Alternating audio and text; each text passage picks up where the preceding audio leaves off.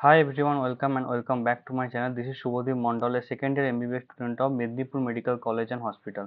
তো দেখো তোমাদের নিটের জন্য আর লাস্ট 2 মান্থস বাকি রয়েছে। তো আজকে আমি তোমাদেরকে বলবো যে কমপ্লিট প্ল্যান নিট ইউজি 2024 এর 60 days রিভিশন কিভাবে তোমরা প্ল্যান করবে, কিভাবে স্মার্ট ওয়ার্ক করলে তোমরা ইজিলি এক্সেল করতে পারবে তোমাদের যে মেন এক্সাম নিট ইউজি 2024, সেই ব্যাপারে আমি বলবো। আর অবশ্যই ভিডিওটা লাস্ট পর্যন্ত দেখো, তোমাদের অবশ্যই উপকার হবে। তো দেখো, 60 ডেজ যে রিভিশনটাকে আমি তিনটে পার্টে ভাগ করেছি। আমি যেমন করে রিভিশন করতাম: 30 days, 20 days and last 10 days. তো 30 ডেজে তোমরা ওই চ্যাপ্টারগুলো কভার করবে যেগুলো হচ্ছে তোমাদের হাই ওয়েটের চ্যাপ্টার্স, কিন্তু তোমরা ওয়েল প্রিপেয়ার্ড নও। সেই চ্যাপ্টার্সগুলোর জন্য তোমরা ভালো করে প্রিপারেশন নাওনি, বা তোমাদের হয়তো বুঝতে অসুবিধা আছে, কোনো কনসেপ্ট ক্লিয়ার নেই। তোমরা অবশ্যই আগে কিন্তু এই প্রথম 30 দিনের মধ্যে সেই চ্যাপ্টারগুলোকে আগে, সেই কনসেপ্টগুলোকে পার্টিকুলারলি ভিডিও লেকচার দেখে হোক বা নিজেদের যে রেসপেক্টিভ টিচার আছে তাদের কাছ থেকে ডাউটটা ক্লিয়ার করবে প্রথম 30 দিনের মধ্যে। তারপরে ম্যাক্সিমাম চ্যাপ্টার্স যেগুলো তোমাদের গ্রিপে আছে, মানে তোমরা খুব ভালো করে প্রিপারেশন নিয়েছো বা তোমাদের চ্যাপ্টারগুলো খুব ইজি লাগে, সেগুলো কিন্তু অবশ্যই তোমাদেরকে তারপরে করতে হবে। ফার্স্ট তোমরা হাই ওয়েটের চ্যাপ্টার যেগুলো তোমরা ওয়েল প্রিপেয়ার নাও সেগুলো করবে। তারপরে যেগুলো তোমাদের গ্রিপে আছে সেগুলো অবশ্যই ভালো করে রিভিশন করবে। তারপর আমি যেটা বলছি যে মক টেস্ট তোমরা কিন্তু এই প্রথম 30 ডেজে উইকলি একটা করে দেবে।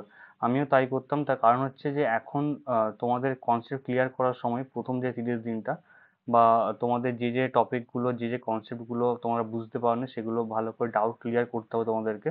তাই মক টেস্ট উইকলি একটা করে দেবে, প্রতি সানডেতে একটা করে দিলে সবচেয়ে ভালো হয়। আর তোমাদেরকে 20 ডেজ, যখন এর পরে যখন 20 ডে তোমরা রিভিশন করবে, তখন তোমরা পিআইকিউ মানে প্রিভিয়াস ইয়ার কোশ্চেন যে তোমাদের নিটের আছে লাস্ট 10 ইয়ার্সের, তোমাদের যে 2021, 22, 23 এগুলি আছে, তাতে তোমরা দেখবে যে দুটো করে তোমাদের পেপার হয়েছিল। সেই দুটো করে পেপার কিন্তু তোমরা অবশ্যই করবে ভালো করে।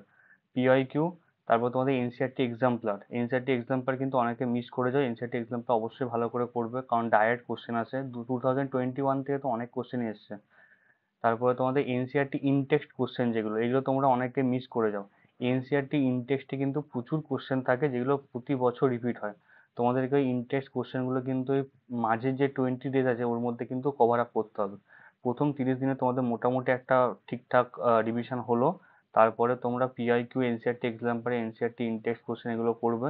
আর মাঝের যে 20 ডেজ আছে তাতে কিন্তু তোমরা উইকলি দুটো করে মক টেস্ট দেওয়ার চেষ্টা করবে। মানে ধরো গ্যাপে, 2-3 দিনের গ্যাপে একটা ধরো মানডে দিলে আর একটা ধরো সানডে দিচ্ছ, বা এরকম, মানে উইকলি দুটো করে হতে হবে আর কি। আর তারপরে তোমাদের যে লাস্ট 10 ডেজ আমি বলবো তোমরা শুধু মিস্টেক কপি রিভিশন করবে। আমি আগেই তোমাদেরকে বলেছি যে যেগুলো যেগুলো তোমরা ওই পরীক্ষা দিচ্ছ, উইকলি টেস্ট দিচ্ছ, সেই টেস্টে তোমরা যেগুলো ভুল করবে সেগুলো একটা খাতায় নোট ডাউন করো, এবং সেগুলো কিন্তু তোমাদের লাস্ট 10 ডেজে কাজে লাগবে। কারণ লাস্ট 10 ডেজে নতুন কিচ্ছু পড়বে না, তোমরা পড়া উচিতও না, কারণ তোমাদের ফালতু টেনশন হবে। আর যে ইম্পর্টেন্ট কনসেপ্ট আর ফর্মুলা রিভিশন, আমি আগেই বলেছি যে ফিজিক্সের ক্ষেত্রে, কেমিস্ট্রির ক্ষেত্রে, বিশেষ করে ফিজিক্যাল কেমিস্ট্রির ক্ষেত্রে তোমাদের যে ইম্পর্টেন্ট যে ফর্মুলাগুলো আছে সেগুলো একটা জায়গায় লিখে তোমরা কিন্তু বারবার রিভাইজ করবে। ওটা কিন্তু লাস্ট 10 দিনে হবে। তো তাহলে 30, 20 এবং 10 এই তিনটে পার্টে তোমরা যদি ভাগ করো, তোমাদের যে প্রতিটা চ্যাপ্টারকে ঠিকঠাক করে রিভিশন করো, তাহলে তোমাদের ইজিলি 600+ কিন্তু আসবে। আর আমি এটা বলে রাখি যে তোমরা রিভিশন করবে কোথায় থেকে। অবশ্যই পার্টিকুলারলি এনসিআরটি বইটাকে তোমরা ফলো করবে। অনেকে ফিজিক্সের ক্ষেত্রে এনসিআরটি পড়ো না। এনসিআরটি কিন্তু ফিজিক্সে পয়েন্টস টু পয়েন্টার বলে একটা সেকশন থাকে, সেখান থেকে কিন্তু অ্যাসোসিয়েশন আসতে পারে। তোমরা কিন্তু ওগুলো দেখে যেও একবার ভালো করে। আর পিআইকিউ তো করবেই। আর মক টেস্টের কথা বলি, অনেকেই বলছে দাদা মক টেস্ট দিচ্ছি কিন্তু স্কোর ইমপ্রুভ হচ্ছে না, তাই অনেকে ডিমোটিভেট হয়ে যাচ্ছে। তো আমি বলি, যখন তোমরা এই ফুল সিলেবাস মক টেস্ট হতে শুরু করেছো, অ্যালেনেরটা তো এই শুরু হয়েছে, তো ফুল সিলেবাস মক টেস্ট যখন আমি শুরু করেছিলাম তখন আমারও 480, 490, 500-র কাছাকাছি মার্কস আসতো। তারপরে গ্র্যাজুয়ালি ওটা ইমপ্রুভ করেছে। তো তোমাদের কিন্তু লাস্ট যে মান্থটা, মানে লাস্ট যে মাসে তোমরা মক টেস্ট দেবে, মানে ধরো মে মাসের 5 তারিখে পরীক্ষা, তো এপ্রিলে এপ্রিলে তোমরা যখন মক টেস্ট দেবে তোমরা কিন্তু দেখবে যে রিভিশনের পরে তোমাদের স্কোর কিন্তু সিগনিফিক্যান্টলি ইমপ্রুভ করেছে। কিন্তু তোমরা যদি এখন প্যানিক করতে থাকো যে আমাদের মক টেস্টে নাম্বার আসছে না, আমরা কি করবো, আমাদের মার্কস আসবে না মেন টেস্টে, মানে মেন নিটেতে, তাহলে কিন্তু তোমরা যদি এটা নিয়ে ডিপ্রেশনে চলে যাও, তাহলে কিন্তু তোমাদের মার্কস কিন্তু আর একদমই বাড়বে না লাস্ট মান্থে। তোমরা চেষ্টা করো যে মক টেস্ট যেটা দিচ্ছ সেটা পুরোপুরি তোমরা মানে ঠিকঠাক করে দাও, টাইম ম্যানেজমেন্টটা যেমন তোমাদের ঠিকঠাক হয়। আর যেটা তোমাদের ভুল হচ্ছে অবশ্যই নোট ডাউন করো। জানি হয়তো মিস্টেক কপি হয়তো অনেক অনেক কোশ্চেন তোমার মিস্টেক কপিতে হয়তো তোমরা পাবে, কিন্তু তোমাদের লাস্ট 10 ডেজে কিন্তু ওটা রিভিশন করতে হবে। আচ্ছা, ওটা বললাম। আর এবারে স্টাডি আওয়ার্স, তো অনেকেই তোমার জিজ্ঞাসা করো দাদা কত ঘন্টা করে পড়া উচিত। তো আমি মনে করি যে 12 আওয়ার্স, 12 আওয়ার্স যেটা আমি তোমাদেরকে দেখাবো যে কিভাবে তোমরা পড়বে, ওটা পড়লে কিন্তু এনাফ।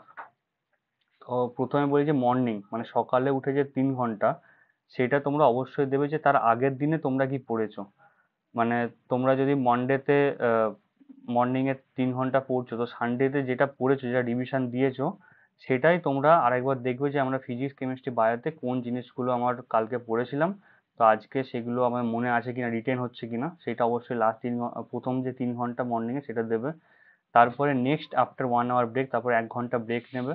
তারপরে তোমাদের হচ্ছে বায়োলজি ফর 3 আওয়ার্স, তারপরে তোমরা বায়োলজি দেবে। কারণ ওই যে মর্নিং এ 3 ঘন্টা যখন তোমরা দেবে না আগের দিনের পড়াটার জন্য, মানে আগের দিনে যেটা পড়েছো সেটা রিভিশন করার জন্য আবার, তো তোমাদের মানে অনেকটাই কিন্তু মানে টায়ার্ড লাগবে। কারণ একবারে এত জিনিস তোমাদেরকে আবার রিভাইজ করতে হবে 3 ঘন্টার মধ্যে। তো 1 ঘন্টা ব্রেকের পরে তোমরা অবশ্যই বায়োলজিটাকে দেবে, কারণ বায়োলজি ইজি সাধারণত, মানে নিট অ্যাসপিরেন্টের ক্ষেত্রে তো ইজি হয়। তারপরে নেক্সট আফটার 1 থেকে 1.5 ঘন্টা ব্রেকের পরে, মানে ব্রেকটা কিন্তু দিতে থাকবে 1 ঘন্টা 1.5 ঘন্টা এরকম। ব্রেক দেওয়ার পরে তোমরা অবশ্যই কিন্তু ফিজিক্স করো। ফিজিক্স হবে কি 3 ঘন্টার জন্য। এবার এই 3 ঘন্টাতে তোমরা করতে পারো, আমি যেটা করতাম যে 1 ঘন্টা পড়তাম আর 2 ঘন্টা নিউমেরিক্যাল সলভ করতাম। তো তোমরাও সেটা চেষ্টা করো যে নিউমেরিক্যাল বেশি করে সলভ করার। আর তারপর তোমার যে মডিউল থেকেই করো না কেন, তারপরে আবার 1 ঘন্টা ব্রেক নিয়ে তোমাদের কিন্তু কেমিস্ট্রি। তো কেমিস্ট্রি আবার তোমরা 1 ঘন্টা ব্রেকের পর 3 ঘন্টা দিতে পারো। তাহলে প্রথম মর্নিং 3 ঘন্টা, মানে 3 ঘন্টা, তারপরে 1 ঘন্টা ব্রেকের পরে আবার বায়োলজি 3 ঘন্টা, মানে 6 ঘন্টা, ফিজিক্সের 3 ঘন্টা, আর কেমিস্ট্রি 3 ঘন্টা, মানে টোটাল কিন্তু 12 ঘন্টা তোমরা পড়তে পারবে এরকম করে ইজিলি, ব্রেক দিয়ে বলছি। তো এরকম করে তোমরা যদি পড়ো ইজিলি তোমাদের 600+ কিন্তু স্কোর হয়ে যাবে। সো স্মার্ট ওয়ার্কের ওপর একটু বেশি ফোকাস করো। আর ঠিক আছে, দেখা হচ্ছে নেক্সট ভিডিওতে। অল দ্য বেস্ট সবাইকে, থ্যাংক ইউ ভেরি মাচ।